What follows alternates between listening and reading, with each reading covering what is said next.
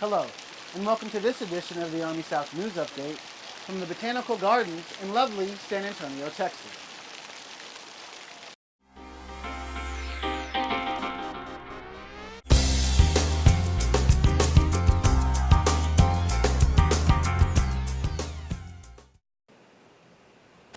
In our first story, we take you to El Salvador, where hundreds of National Guardsmen came to participate in a humanitarian training exercise. I want you to know that this exercise has been built for success. Over 1,400 soldiers and airmen from 5 different countries and 2 continents have come through the Salvadoran Army Base Military District 6 in Sonsonate, El Salvador to participate in Beyond the Horizon 2013. We're about to start an amazing and memorable exercise here. It's going to be one of the best training events you have ever had in your life. Beyond the Horizon is a humanitarian exercise that provides some much-needed assistance to the people of El Salvador.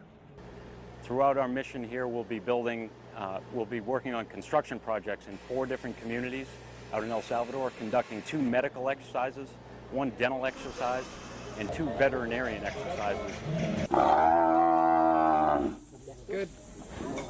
Conducting this mission will leave a lasting impression on the people of this country. The quality of their life have been increased because they have been receiving the medical treatment and beside that the medicine. Being in this country and helping the people has had a major impact on one particular soldier. It means a lot, and I hope that I'll get the opportunity to come back in 10 or 15 years and see it again, maybe bring my family down and show them why Mama was away. And you know, just how much it meant to me to do this. Beyond the Horizon occurs every year, and the intent of this mission is to increase the quality of life for the people of the host country. Our next story takes us to Fort Bliss, where Army South's Frederick Hoyt tells us about a conference where partner nations are learning how to make their armies more energy efficient. U.S. Army South and U.S. Southern Command co-sponsored the 2nd Annual Joint Conservation Conference in El Paso, Texas. This year's focus was sustainability and contingency bases and the Defense Department's Net Zero initiative.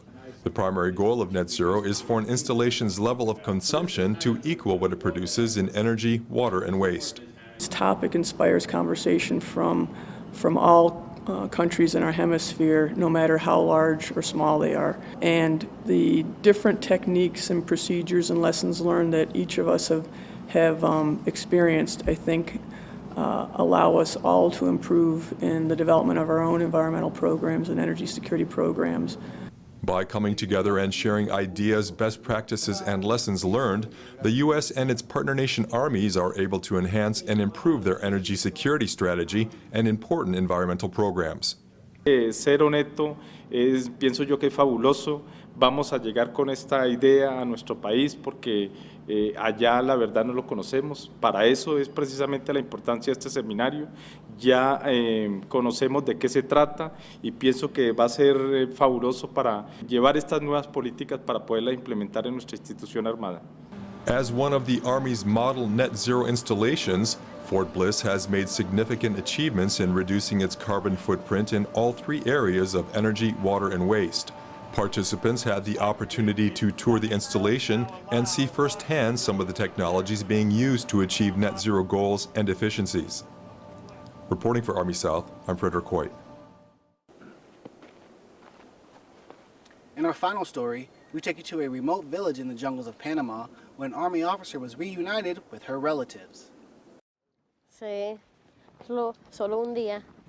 For most soldiers, the opportunity to deploy to a foreign country and participate in a real-world training exercise is a highlight of a military career. But not many soldiers get the chance to visit with family and relatives from one's birthplace while deployed. Beyond the Horizon, a recent joint humanitarian and civic assistance mission in Panama provided Army Reserve First Lieutenant Ellen Paschal with the 327th Engineer Company from Onalaska, Wisconsin, with just such an opportunity. My mother is originally Panamanian. She's from a town a lot like this near Benonome. My father was an engineer as well, and he came down here, was stationed down here for a little while where he met my mom, and they eventually got married and had my younger sister and I. Then we were stationed over, my father was stationed over in Launchstool, so we lived there for a few years, and then we moved over to the U.S., and so I've been educated in the U.S. almost my whole life. Lieutenant Paschal was thrilled not only about deploying here and working in the small village of Achote, not far from where she was born, but also about the opportunity to give something back. I just want to continue this. I mean, this is the first time I've actually been able to come back to Panama, not just to visit family, but to give back. And it's that feeling of giving back that I'm going to take with me. While to some, Wisconsin and Panama may seem like worlds apart, for this Army Reserve lieutenant, that distance was easily bridged with Army training and family memories. Reporting for Army South, I'm Frederick Hoyt.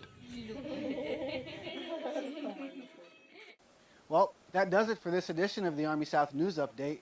For more stories like the ones on today's newscast, be sure to check out our social media sites at the link below. From everyone at U.S. Army South, I'm Sergeant Deylon Douglass. Thank you for watching.